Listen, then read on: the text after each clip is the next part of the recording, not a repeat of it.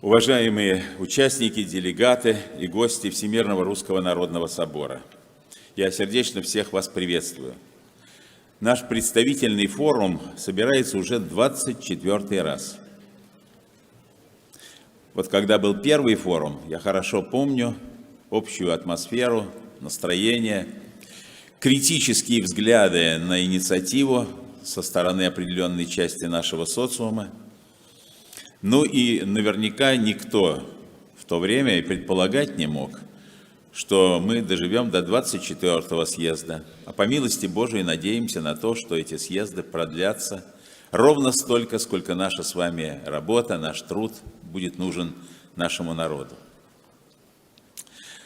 Вот с тех пор, со времени первого съезда, минуло без малого 30 лет, но каждый раз, когда мы собираемся вместе, то и у нас появляется возможность поднимать актуальные вопросы, обсуждать их и формулировать ответы. Те ответы, которые приемлемы для представителей традиционных религий, для этносов, социальных групп, в том числе и социальных групп, которые в своей повседневности не всегда, обсуждая ту или иную проблематику, согласны с друг другом. Убежден, что служение Всемирного Русского Народного Собора должно быть в первую очередь определено самой природой собора. Собор – это собрание, собор – это то, что соединяет. И Русский Народный Собор должен быть, без сомнения, таким инструментом консолидации единства нашего народа поверх тех границ, которые, естественно, возникают в каждом обществе. Тема, которой посвящено наше заседание, звучит очень внушительно, масштабно. Православие и мир в 21 веке. С ее содержанием соотносится многое из того, что мы обсуждали на протяжении прошлых десятилетий. Не только как председатель ВРНС, но и как предстоятель Русской Церкви я бы хотел обратиться вначале к участникам нашего собрания, принадлежащим к другим духовным традициям.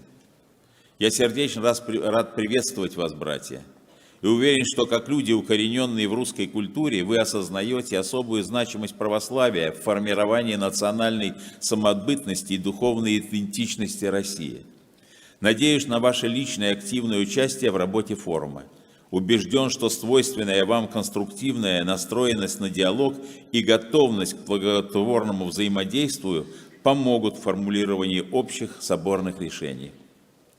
Для каждого верного чада Русской Церкви соотношение терминов православие и мир наполнено значимым богословским содержанием. Для нас православие неразрывно связано с 2000-летним восточно-христианским духовно-культурным наследием. Ведь эта традиция непосредственно восходит к самому Господу Иисусу Христу. И она отражена в Священном Писании и в совокупности действий Божественного Духа, явленных в мире при человеческом участии. Все это мы называем божественным преданием, божественной традицией. Ибо само латинское слово «традиция» буквально и означает передавать, вручать, завещать. Традиция – это действительно есть механизм, способ передачи от поколения к поколению. Чего? Не мусора, не каких-то таких слоев общественной жизни, которые сегодня актуальны, а завтра умирают. Традиция передает ценности. Вот почему удар по традиции – это всегда удар по самобытности, по ценностям народа. И почему церковь является традиционной, почему церковь ориентирует свою проповедь на сохранение традиций, потому что она несет ответственность перед Богом и перед историей за сохранение тех ценностей, которые необходимы для жизни и развития народа. В соответствии с текстом Священного Писания мы исповедуем неизменность Бога, у которого нет изменения и ни тени перемен. Это вполне согласуется с вероучением и иных монотеистических религий, представители которых здесь присутствуют и которым я бы хотел выразить свое уважение. Бог всегда верен своим обетованиям и ждет от человека того же. Конечно, отношения Творца и мира – тема непростая уже потому, что не может человек судить о путях Божьих. Однако прежде необходимо честно ответить на вопрос, насколько человечество сегодня готово внимать божественному глазу и следовать призыву Создателя, насколько оно готово воспринимать божественную волю в качестве определяющего ориентира в своих действиях. И вот здесь, конечно, возникает много вопросов и много сомнений. С сожалением приходится признать, что в 21 веке человечество не обнаруживает особой готовности к следованию по пути жизни, предложенному Создателем: «Избери жизнь, дабы жил ты и потомство твое». Ныне пред лицом глобальной опасности ядерной катастрофы эти слова вновь звучат с особой напряженностью и с особой силой. Показательно, что все это происходит на фоне, с одной стороны, постоянного умножения технических возможностей человека, с другой – возрастания старых и возникновения новых опасностей. Перечислю лишь некоторые из них.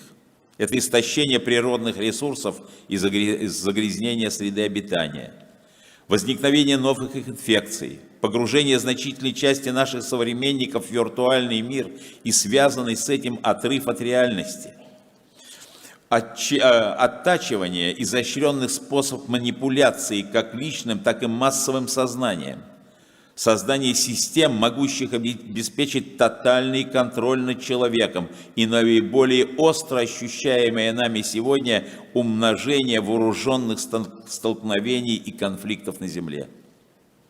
Особенно хотел бы обратить ваше внимание на вызовы, которые не следует рассматривать как побочные следствия технологического развития, подобные перечисленным выше. Эти новые вызовы сами по себе являются плодами целенаправленного воздействия на человеческую природу и человеческую личность. Я имею в виду проблематику, обозначаемую общим термином трансгуманизм. По сути, это радикальное новое учение, предлагающее, я бы даже сказал, агрессивно продавливающее принципиальный иной взгляд на человека и отрицающее те антропологические представления, которые существовали на протяжении тысячелетий. Уже с позиции технологического прогресса это учение с новой силой задает нам старый вопрос: что есть человек? Этот вопрос древний, как и сам предмет вопрошания.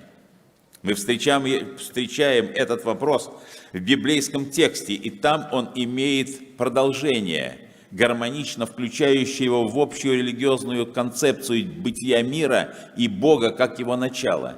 Именно поэтому в тексте Библии внутри самого вопроса заложен и ответ. Даже сам вопрос обращен к источнику бытия: «Господи, что есть человек? Что ты знаешь о нем? И Сын человеческий, что обращаешь на него внимание». Непосредственно из самой формулировки следует, что человек настолько важен для Создателя, что тот непрестанно помнит о нем и заботится.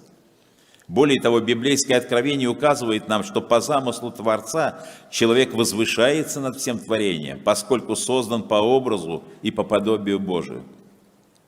Все, о чем я сейчас говорю, относится к области религиозной. Однако современный человек вынужден жить в мире, который принято именовать секулярным. В секулярном мире в большинстве случаев религиозные представления настойчиво вытесняются на периферию жизни, что зачастую приводит к конфликту различных форм мировосприятия, личных духовных убеждений и навязываемого извне секулярного подхода. Для того, чтобы понимать, как отстаивать значение неприходящих духовных ценностей пред лицом секулярного, нерелигиозного мира, необходимо ясно и отчетливо осознавать природу и истоки этой идеологии. Идея создания секулярного общества составляет один из важнейших базовых принципов новой западноевропейской культуры и вообще западной культуры. Форматирование социума по секулярному образцу по сути означает изгнание религии из общественного пространства и помещение ее в гетто. Таким образом, религиозным институтам и общинам верующих, состоящим из граждан, наделенных такими же правами, как и их нерелигиозно настроенные соотечественники, отказывается в учете их религиозной позиции при принятии важных для всех решений. Если назвать вещи своими именами, то следует сказать, что в мировоззренческом отношении людям предлагается атеистический подход к миру и человеку, включающий атеистическую этику и во многом основанные на этой этике нормы общественного поведения. Сегодня избегают слова атеизм, потому что он скомпрометирован в советское время коммунистической идеологией, но на самом-то деле речь идет именно об атеизме. Логическим следствием становится запрет и на индивидуальное проявление религиозности в обществе. Неприлично проявлять религиозность. И это хорошо знают люди, которые путешествуют по западным странам. При этом принято различать два схожих термина, происходящих от одного корня. Секуляризация, как процесс распространения идей светскости в самом широком смысле слова, и секуляризм. Это идеологический инструмент, с помощью которого заинтересованные силы распространяют указанное мировоззрение. Секулярные идеи стали особенно активно развиваться в новое время. В этот период в Европе происходили радикальные экономические изменения. Создавалось общество нового типа, экономика которого была ориентирована на создание условий для возрастающего потребления материальных благ. Это время было отмечено также попытками создания жизненного пространства, социальной среды, чуждой каких-то бы ни было религиозных влияний. Доведенный до своего логического конца, замысел должен был привести к выводу религии за пределы общества. По опыту мы знаем, что религия в секулярном обществе преподносилась как атрибут отсталости, мешающий прогрессу. Из этого делались выводы о необходимости преодоления ее как пережитка прошлого. И особенно ярко это проявилось в коммунистической идеологии и в практике.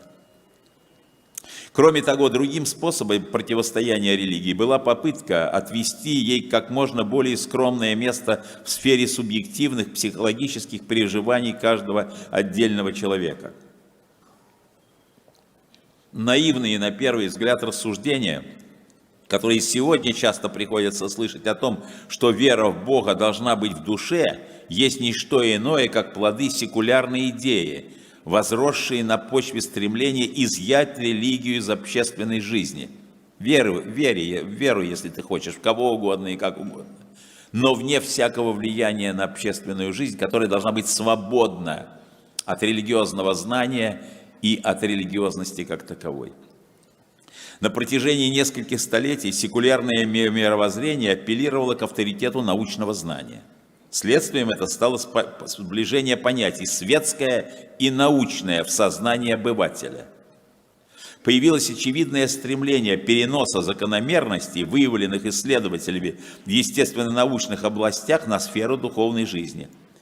В общественном сознании, пропитанной идеологией секуляризма, все отчетливее проступило желание упразднить границы между важнейшими мировоззренческими категориями – истиной и ложью, добром и злом.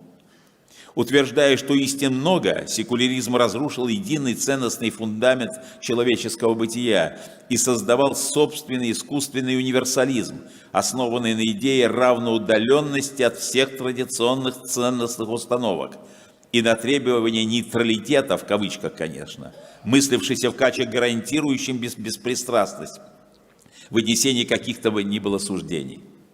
Сформированная на новых мировоззренческих основах секулярная культура по самой своей природе настроена оппозиционно по отношению к религиозному взгляду на мир.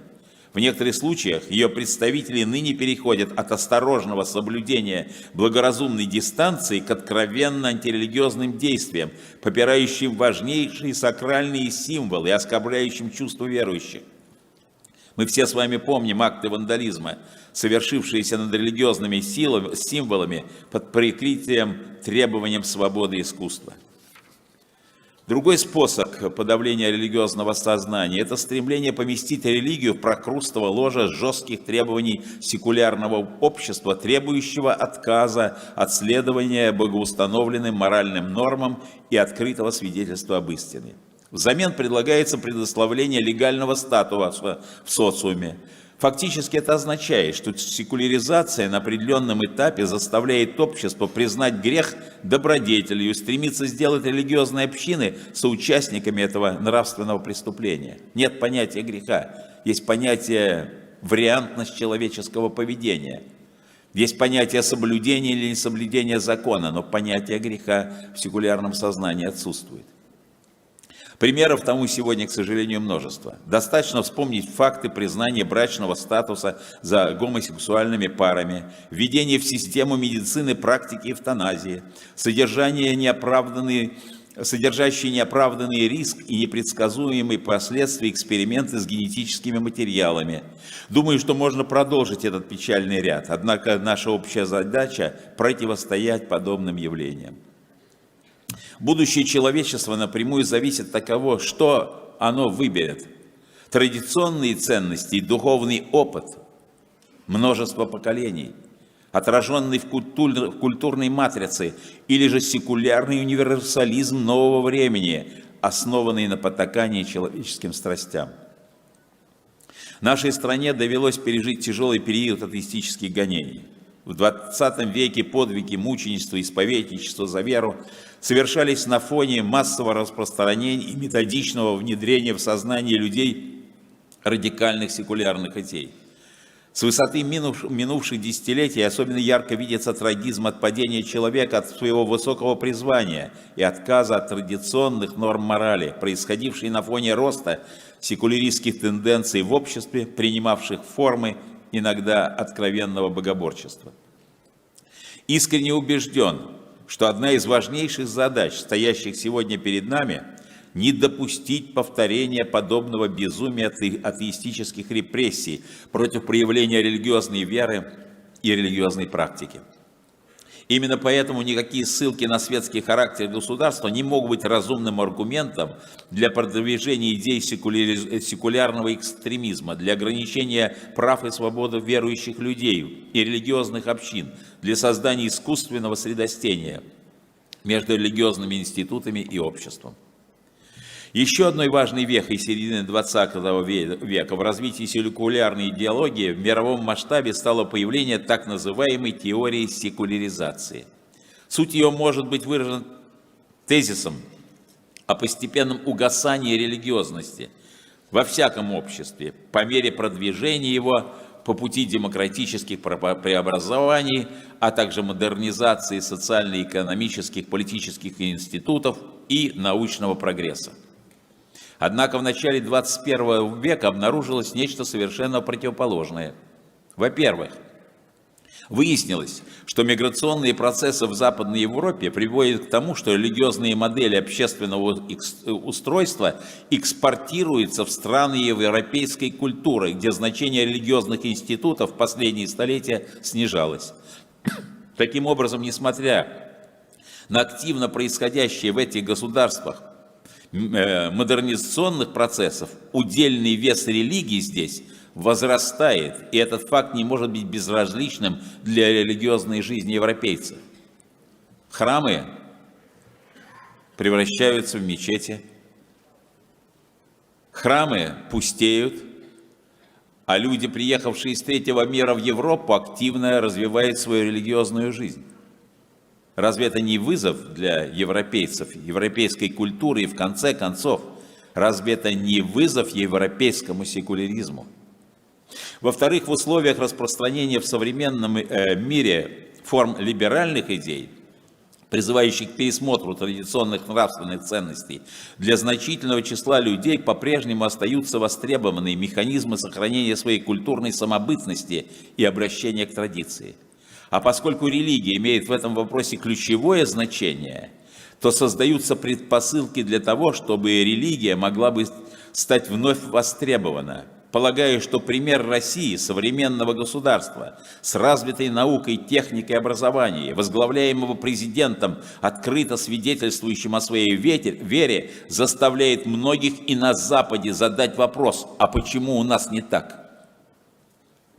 Но духовная борьба продолжается.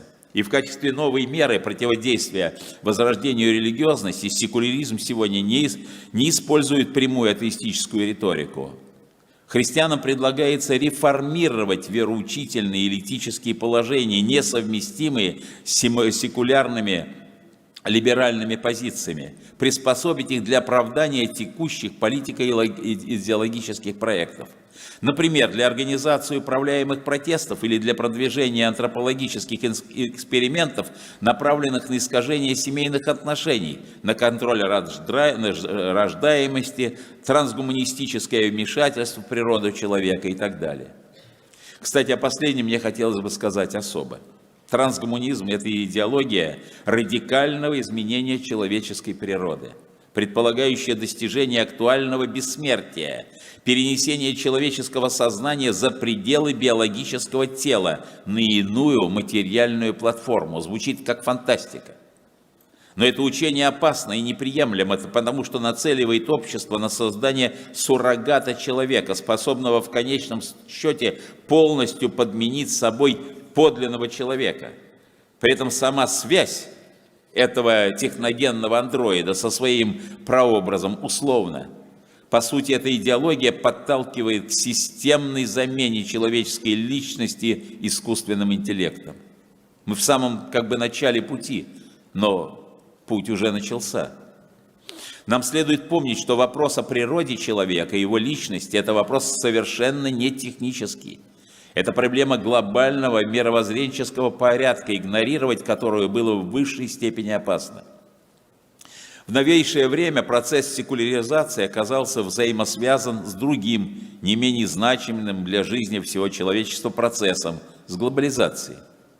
Мы привыкли понимать под этим термином внешнюю унификацию моделей жизни разных стран и народов по западному образцу. Она стала для нас синонимом вестернизации, но в действительности этот процесс более сложный. Главной движущей силой глобализации являются рыночные механизмы. Иначе говоря, в его основе лежат прежде всего экономические причины. При этом глобальные экономические интересы получают поддержку и защиту при помощи военных, политических, культурных и иных возможных ресурсов.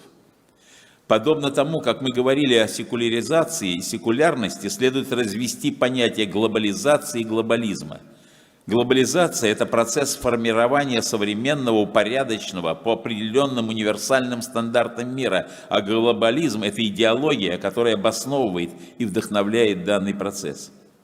Для идеологов глобализации весь мир предстает ареной для приобретения денег, единым рынком, функционирующим в рамках общих правил.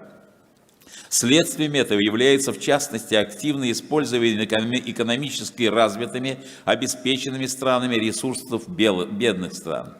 Во многих случаях это не только природные, но и интеллектуальные ресурсы. Привлечение высококвалифицированных специалистов укрепляет научно-техническое, а значит и экономическое, и политическое лидерство богатых стран. Центр же и здесь ситуация не сильно изменилась с эпохи великих географических открытий, продает в страны периферии готовые высокотехнологичные товары и стремится сохранить свою монополию на технологии их производства, дабы не лишиться прибыли и глобального доминирования.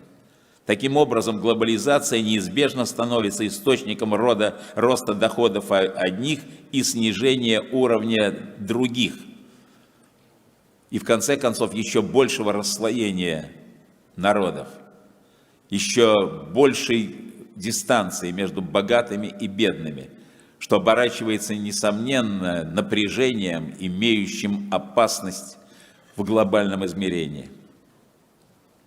Аналогичные процессы в сфере культуры. Глобалистская трансформация культурного пространства тоже тесно связана с рыночными процессами, поскольку продукты массовой культуры, кинематограф, музыка, компьютерные игры, мода в современном мире производятся, экспортируются и сбываются по тем же правилам, что и прочие те высокотехнологические товары.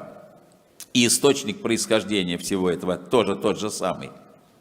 Глобализация, однако, не делает мир более сплоченным. Внешняя унификация образа жизни на разных частях земного шара сопровождается отчуждением людей друг от друга, распадом общин, семей и пандемией одиночества. Глобализация зачастую оказывает негативное воздействие на духовную жизнь общества, поскольку она разрушает многовековые культурные устои и стремится нивелировать роль традиционных нравственных принципов в жизни общества. Однако полноценной замены этим нравственным принципам никто предложить не может.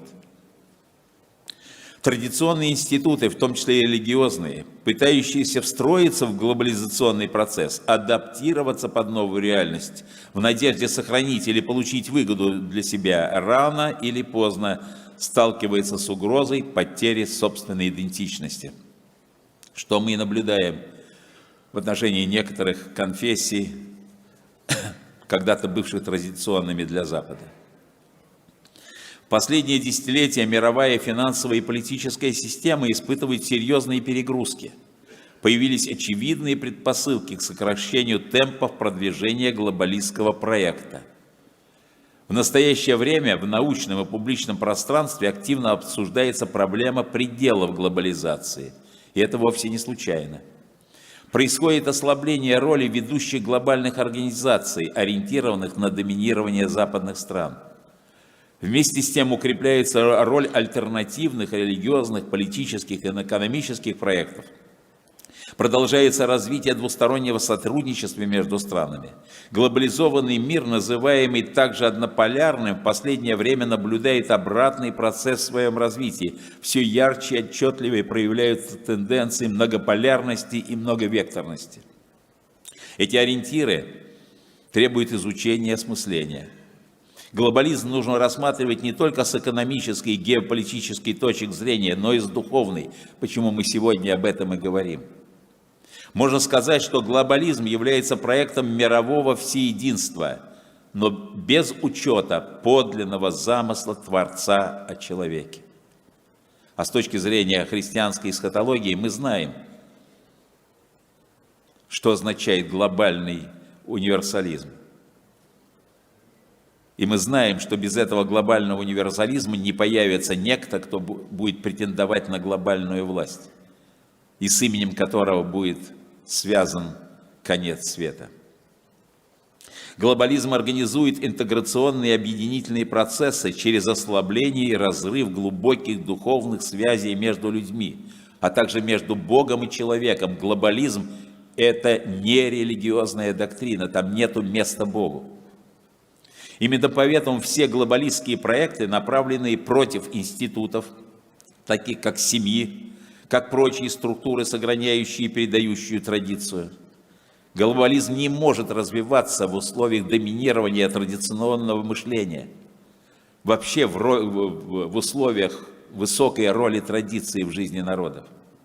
Также глобализм направлен против любых крупных устойчивых исторических общностей, и в первую очередь, конечно, национальных и религиозных. Поэтому неудивительно, что в настоящее время в качестве глобалистского инструмента широко используется борьба всевозможных меньшинств, как правило, отрицающих традиционные ценности против большинства. И обратите внимание, как нарушается демократический принцип. Ведь он основан на том, что большинство обретает власть через свободное волеизъявление и осуществляет эту власть от имени большинства. А вот в этом случае большинство не имеет поддержки со стороны тех институтов, в том числе и пропагандистских, которые работают на поддержку философии и системы ценностей меньшинств. Церковь в силу своей природы является помехой глобалистским процессам. Церковь свидетельствует о вертикальной шкале ценностей, о развлечении добра и зла. В связи с этим не ослабевают попытки исказить и размыть христианское учение. Лишить церковь силы и голоса, например, через разработку различных новых теологических концепций, подрыв как бы изнутри, которые обслуживали бы глобальные проекты, оправдывая в частности и человеческие пороки. И мы с этим уже сталкиваемся на примерах радикальной протестантской теологии. Существует два пути реакции на вызовы глобализма. Первый, с которым невозможно согласиться, заключается в адаптации и подчинении духовной жизни требованиям глобализма, в одобрении, в том числе и благословении пороков. По этому пути идут наши коллеги на Западе, в том числе и называющие себя христианами. Некоторые Представители христианских церквей и общин идут на этот шаг с целью избежать критики, чтобы стать своими, в кавычках, конечно, в глобальном секуляризованном мире. Однако этот соглашательский путь не спасает духовную жизнь от упадка, но ускоряет этот процесс. И, конечно, не спасает эти религиозные организации. Их сметут, как только будет силы больше у тех, кто связывает глобалистский проект с отсутствием всякой религиозности. Второй путь общественной жизни можно называть узким, то есть трудным, тернистым. Он требует открытого свидетельства об истине, невзирая на давление и негативную реакцию со стороны внешних сил, в том числе и глобалистских. Уважаемые участники собора, сегодня вопросы этического выбора приобрели в мире особое звучание. Они определяют как вектор движения конкретного человека, так и судьбы целых стран и народов. И от того, насколько твердо мы с вами будем стоять в истине, насколько верными мы будем и верны будем заветам своих отцов, преданные и тем неприходящим духовным нравственным ценностям, которые мы получили, в том числе и через церковную традицию, вот от этого будет во многом зависеть, несомненно, будущее нашей страны, народа, но в глобальном плане, я думаю, и будущее человеческой цивилизации.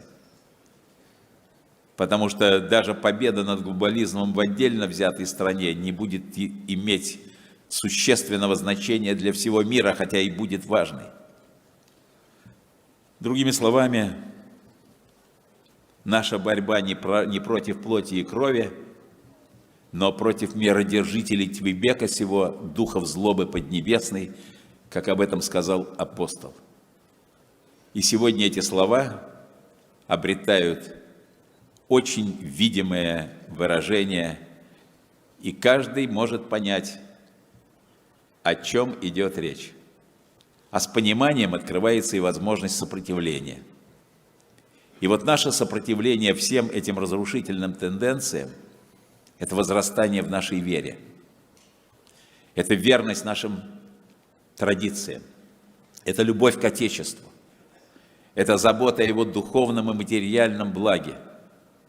И покуда будет наше Отечество вот этим островом свободы, будет и у остального мира некий знак надежды на возможность изменить течение истории и предотвратить глобальный апокалиптический конец, по крайней мере, отодвинуть его в ту перспективу, с которой никто из нас не связывает ни своей жизни, ни жизни ближайших наших потомков. И да поможет нам во всем этом Господь.